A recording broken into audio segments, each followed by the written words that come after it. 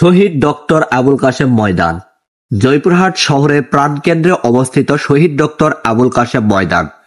জয়পুরহাটে বিশিষ্ট সমাজসেবক ও স্বাধীনতা সংগ্রামী ডক্টর গাজী আবুল কাশেমের স্মরণে এই ময়দানের নামকরণ করা হয়েছে। স্বাধীনতা যুদ্ধ চলাকালীন সময়ে 1971 সালে 26শে জুলাই তিনি পাকিস্তানি বাহিনীর হাতে ধরা পড়ে নিঃশঙ্কভাবে শহীদ হন। জয়পুরহাট শহরের এই আবুল কাশেম ময়দান তৈরি করা হয়েছে 1971-এর স্মরণে। 71 ফুট উঁচু। 1972 সালে তৎকালীন মহকুমা প্রশাসক মহাবুদ্দিনের সহায়তায় এই স্বাধীনতা স্মৃতিস্তম্ভটি নির্মাণ করা হয়। এই ময়দানে রয়েছে জেলার কেন্দ্রীয় শহীদ মিনার। শহীদ ডক্টর গাজী আবুল কাশেম বাস করতেন জয়পুরহাট শহরের দেবীপুর এলাকার। মুক্তিযুদ্ধে সহায়তা করায় তাকে ধরে নিয়ে পাকিস্তানি বাহিনীর হাতে তুলে দেয় রাজাকাররা।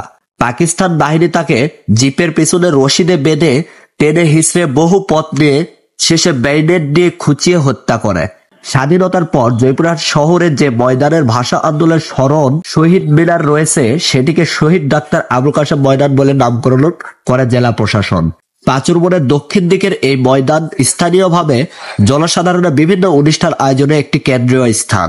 তারপরও মুক্তিযুদ্ধের শহীদ তালিকায় স্বাধীনতার 51 বছরেও স্বীকৃতি মেলেনি ডক্টর আবুল কাশেমের।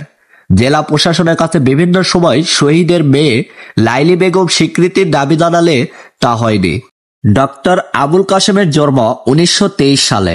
বাবা কাজী মানিক উদ্দিন, মা বিবিজন বেওয়া। তিনি 3 ভাই ও 3 বোনের মধ্যে চতুর্থ। আবুল কাশেম কুড়িগ্রাম থেকে হোমিওপ্যাথির ডিগ্রি লাভ করে জয়পুরহাটে চিকিৎসকের কর্মজীবন শুরু করেন। তার স্ত্রীর নাম সখিনা বিবি। হোমিও চিকিৎসার পাশাপাশি তিনি ইউনিয়ন পরিষদে 5 বারের নির্বাচিত মেম্বার ছিলেন।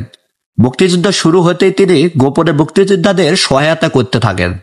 তা জেনে যায় পাকিস্তানের দোসর রাজাকার বাহিনী। 1971 সালে 24শে জুলাই ভোরে আবুল কাশেমের বাড়ি তারা ঘেরাও করে। প্রথমে বড় ছেলেকে ধরে নেয়, পরে তাকে ডাকিয়ে আবুল কাশেমের ঘুম থেকে তোলা হয়। এরপরে ছেলেকে রেখে আবুল কাশেমকে ধরে নিয়ে যায় তারা। তারপর তাকে নির্মমভাবে হত্যা করা হয়।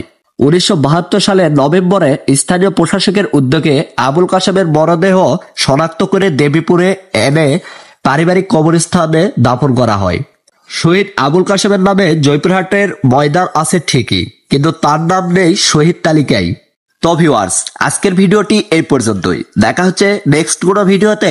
আল্লাহ হাফেজ।